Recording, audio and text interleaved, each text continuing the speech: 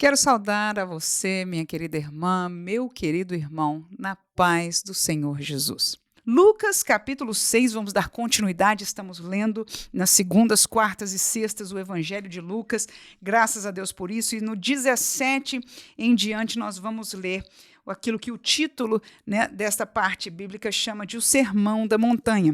Portanto, Lucas 6 e 17, a Bíblia diz assim: E descendo com eles, parou num lugar plano, e também um grande número de seus discípulos.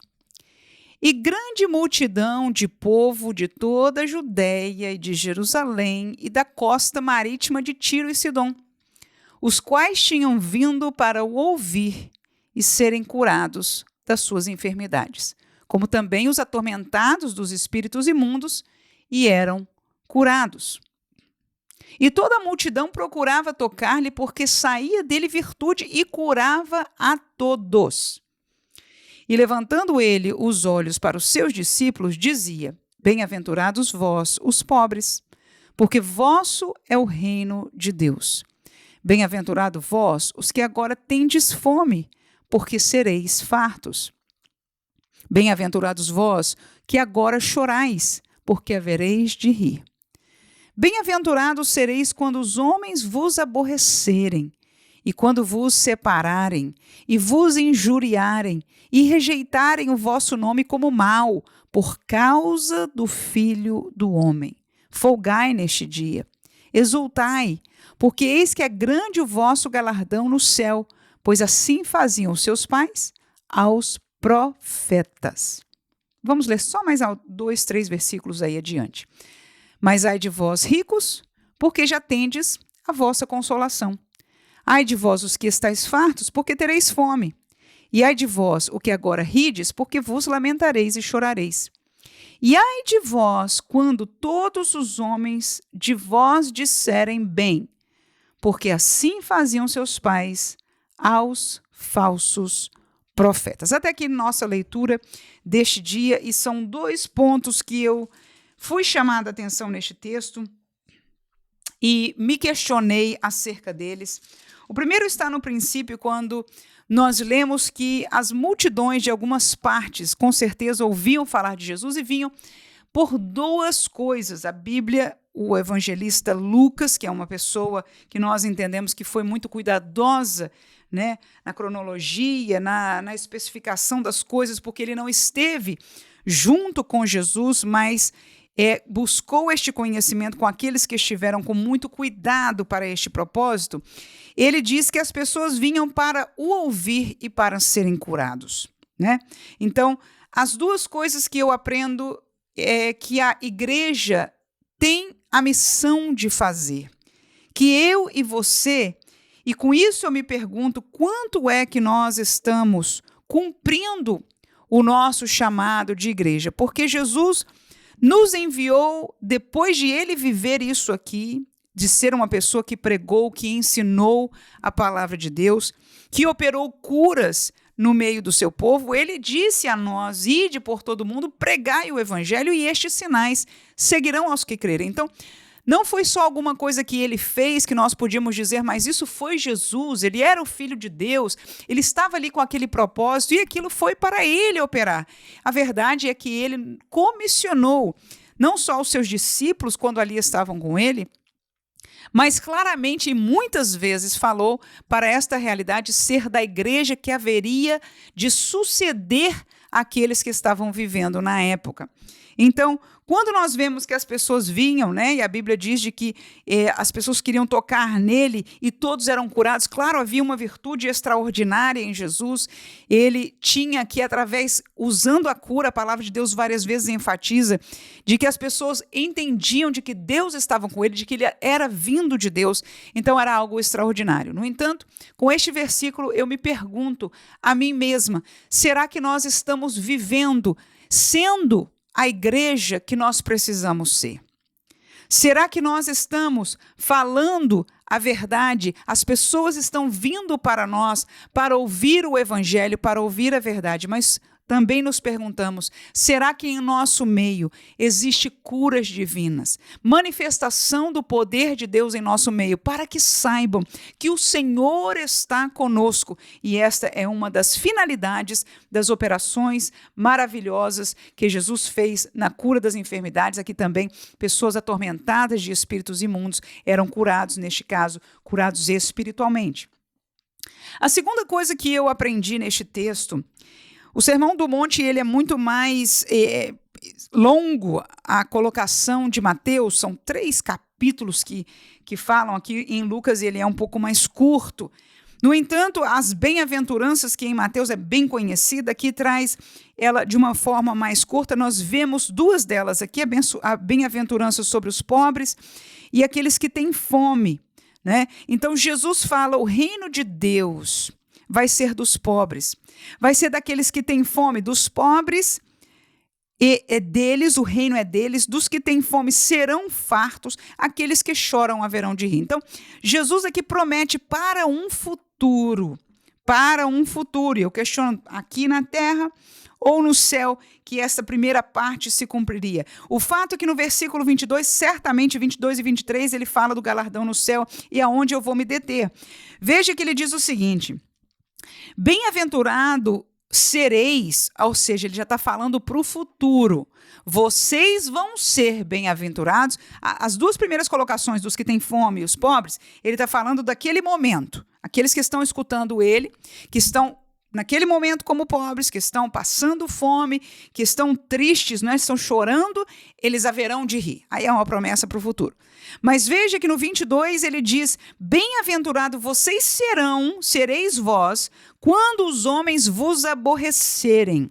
Ou seja, Jesus está dizendo que num futuro próximo, ou que pode ser só próximo, ou se perdurar por muito tempo, mas é para o futuro, as pessoas haveriam de aborrecer aqueles seus discípulos, que vão separá-los, que vão injuriá-los, ou seja, falar mal deles, que vão rejeitar o nome destes discípulos como maus, por causa do Filho do Homem. Ou seja, os discípulos de Jesus que haveriam de seguir, amar, viver, aprender, agora que a gente já sabe, ser salvos pelo Filho do Homem, por Jesus, haveriam de sofrer esta realidade da sociedade. Seriam aborrecidos, seriam rejeitados, o nome deles seriam tidos como maus na sociedade, por causa do nome de Jesus. Aí Jesus diz no versículo 23, se alegrem neste dia. Quando isso acontecer, é motivo para você se alegrar, e ele não para nessa palavra de folgar, ele usa a palavra exultai. Ou seja, é ficar muito alegre mesmo, de saltar de alegria, né? Folgai, se alegrar e exultar, salte de alegria. E ele diz por quê? Porque eis que é grande o vosso galardão no céu, porque assim faziam os seus pais, ou seja, os pais daqueles judeus que estavam escutando a Jesus falar. Os pais deles são aqueles que a gente lê na história em Jeremias, aqueles que a gente lê na história dos profetas, no Antigo Testamento, o livro dos reis, das crônicas. Ele diz, os seus pais faziam isso aos profetas. Isso o quê? Injuriavam.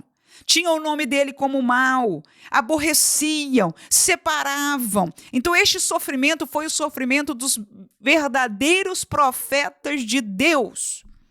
Então ele diz para nós, por que não dizermos neste contexto, se nós encontramos este aborrecimento da parte do mundo, das pessoas, não é razão para entristecer. E eu digo, para mim, esta palavra é dificílima. Em verdade, eu confesso aos irmãos, e eu vou estar repetindo isso algumas vezes, porque o Sermão do Monte, para a minha pessoa, é um dos textos mais difíceis de eu digerir, por causa de algumas verdades tão fortes que vão contra a nossa realidade, na nossa fraqueza humana, talvez, digo eu, no entanto, é a palavra de Deus para o seu povo. E para mim, confesso, quando falam mal de mim, mesmo que o que eu esteja falando seja sobre Jesus, não é fácil. Eu tenho que aprender no Espírito com Jesus neste dia, de que quando eu ouvir isso, primeiro estar pronta, disposta e em verdade provocar. Falar a verdade, falar o que a voz de Deus é a verdade. Porque quando nós falamos a verdade do Evangelho, nós, na verdade, não receberemos palavras lindas, talvez dos santos, mas não do mundo. Eles nos aborrecerão e terão o nosso nome, dizer o quê? Aquela mulher, ela não entende nada, ela não ama ninguém. Não é assim que falam dos crentes? Eles não amam, eles só julgam. Então, quando eles nos aborrecerem e falarem mal de nós, é difícil, irmãos. Mas o Senhor Jesus diz: exultai-vos, porque grande é o vosso galardão no céu. Ou seja, nós receberemos galardão grande no céu, quando nós, pela verdade, por amor ao Filho do Homem e ao seu Evangelho, causarmos esta fúria espiritual daqueles que estão presos nas trevas. Não queremos mal a eles como Jesus não queria. A sua mensagem sempre foi para salvar. No entanto, enquanto estão presos em trevas, verão desta maneira aqueles que estão na luz. Amém?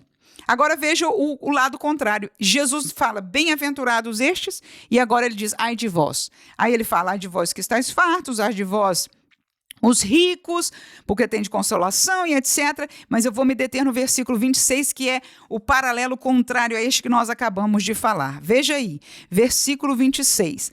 Ai de vós, quando todos os homens de vós disserem bem. Porque assim faziam os seus pais aos falsos profetas. Então Jesus diz àquela multidão, aquele grupo de pessoas que o escutava, discípulos, pessoas que vieram ser abençoadas, que vieram ouvir a Jesus, que vieram ser curados por Jesus, que já ouviram da fama de Jesus, fazendo, obrando milagres que somente Deus poderia estar com ele. E ele diz, ai de vós, enquanto ele diz bem-aventurado um grupo, ele diz, ai de vós, quando todos os homens disserem bem de vós. É ou não é o que eu quero para mim? Claro que eu quero ser vista como uma pessoa boa, uma pessoa sã, uma pessoa que ajuda.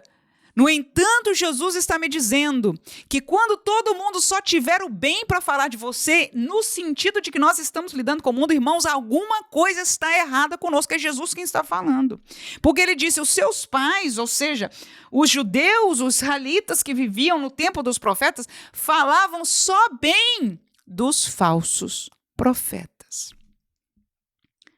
E no nosso meio hoje eu vejo muitos vídeos, muitas pregações, muitos irmãos e muitos líderes que estão trazendo palavras proféticas.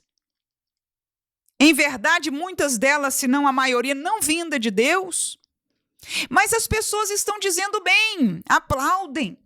Afinal, quem não gosta de receber uma palavra favorável? Quando alguém abre, eu vim abençoar a você e descer a bênção sobre a sua vida, eu vim aqui profetizar sobre a sua vida um bem. Quem não gosta de receber algo bom? No entanto, quando todo o mundo e nós, neste contexto, estamos dizendo bem, a palavra de Deus nos chama a atenção que esta profecia provavelmente é falsa. Os falsos profetas, por que, irmãos, eu digo isso? Porque os profetas de Deus no Antigo Testamento eram usados para exortar o povo em relação ao seu pecado. Quando estava tudo bem, não precisava de profeta. O profeta não tinha trabalho praticamente, porque o povo estaria vivendo a lei de Deus. Quando é que os profetas eram levantados? Os profetas eram levantados para chamar a atenção do povo, para lembrá-los da palavra de Deus, para exortá-los de que eles estavam se desviando, traindo ao Senhor. E o Senhor usou um a um destes profetas de Deus, e ninguém gostava deles. Poucos eram os que davam ouvidos às suas palavras, eles eram maltidos por todos. No entanto, aqueles que estão para abençoar, e eu não estou dizendo que a igreja não deva abençoar. Quem dá a bênção em verdade, quem abençoa não é a igreja, é o Deus da igreja, é o Cristo Jesus que salvou as nossas vidas. Mas nós somos participantes dessa graça quando compartilhamos a palavra, e a palavra de consolo é verdade, mas esta palavra de consolo não é profecia. Não é profecia, é palavra bíblica. E na Bíblia tem palavra de consolação, tem palavra de fortalecimento, e nós podemos e devemos compartilhar estas palavras com muito amor uns aos outros. Mas cuidado com vozes, com palavreado de profecias, de querer bem, e as pessoas todas vão gostar. Cuidemos nós mesmos de não estar abertos, porque eu sempre me pergunto, tá muito bom ouvir isso, mas se não for de Deus, será que é o que eu quero? Se não for verdade, porque as profecias, as falsas profecias, são mensagens, são descrições futurísticas, são querer bênção para a nossa vida. Mas se isso não é o que Deus tem para mim, eu não estou dizendo que Deus não tenha bênção, irmãos. Deus tem a salvação para a minha vida. Me entenda, por favor. Se eu trilhar este caminho apertado, eu chegarei ao céu e é o que Ele quer. E eu também. Mas enquanto a minha vida vive, eu vou passar fome. Eu posso ter dificuldades. Eu posso ter um dia de dificuldade e ver a glória do Senhor provendo para a minha vida e vou dar valor à provisão de Deus. Esta é a vida do crente.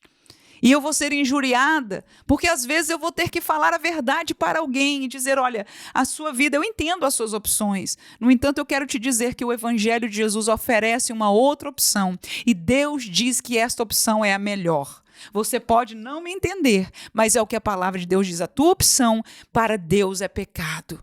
E você só pode imaginar, vai ser amado ou vai ser o seu nome e o meu nome tido como mal? Seremos. No entanto, foi o que os pais daquelas pessoas, e nossos num sentido espiritual, ou seja, o povo de Deus na época, né? Sofreram os profetas santos de Deus. Sejamos hoje trazedores da verdadeira palavra de Deus, que muitas vezes não vai ser querida. Tenhamos coragem, tenhamos ousadia, porque o Senhor Jesus diz para nós, se alegrem, porque eis que é grande o vosso galardão nos céus. Aleluia. Nós somos comparados neste sentido aos santos profetas de Deus, que se levantaram e ficaram de pé pela verdade. Mas aqueles que se dão a ser somente bem recebidos e receber elogio de todos, infelizmente, Jesus o compara àqueles falsos profetas, aqueles como os pais que amaram os falsos profetas. Que Deus nos guarde em nome de Jesus. Que esta palavra possa alegrar, fortalecer e nos dar vigor em nome de Jesus de sermos a igreja que permanece de pé pela verdade e que também está pronta a falar, que as pessoas venham ouvir da verdade e obrar as obras milagrosas do Senhor Jesus, que continua a atuar por nós ainda hoje. Que privilégio é que não há outro corpo, aleluia, a não ser a igreja. E a igreja sou eu e você que vai obrar a obra, o evangelho de Cristo Jesus. E ele faz duas coisas: transforma a vida e cura pessoas também para provar sua veracidade, o seu poder. E até aqui nós estamos na presença do Senhor. Tenha um bom dia. Se nos está ouvindo à noite, uma boa noite. Que Deus abençoe a sua vida com esta palavra da verdade em nome de Jesus. Amém.